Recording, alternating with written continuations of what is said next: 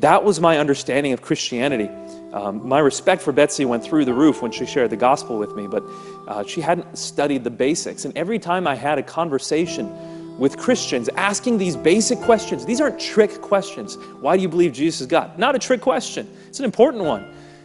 I realized that people simply hadn't thought about their faith, and my conclusion ultimately was there must be no substance behind the Christian faith. It's polytheism. People want to worship Jesus, but they also want to just say there's one God, so they call it the Trinity and to make themselves feel better, and nobody can explain it, and that's just what it is.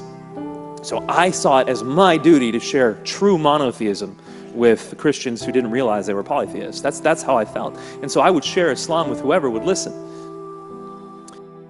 Now, by the way, I want to clarify something though. The moment she asked me if I believed in Jesus, my respect for her went up.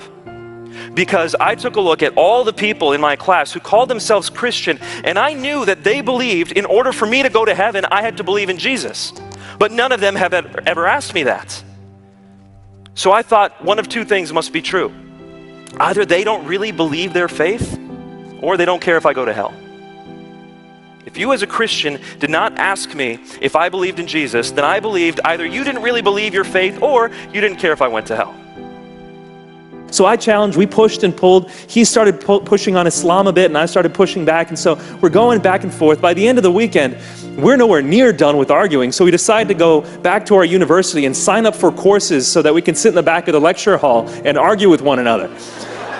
And in the middle of that, we end up doing projects together. We end up doing homework together. He starts coming to my house, and my mom makes him biryani and korma and roti and makhni. And then I go to his house, and his dad gives me beef jerky. I was like, okay, that's fine, whatever, we're cool. And so in the course of all this, going to each other's house, living life together, we actually became best friends. I realized that David was my best friend. And if you have a message like the gospel, and you're sharing that with a Muslim, you're basically asking them to give up their lives. You're asking them to give up everything. If they don't know they can trust you, they're not going to hear what you have to say.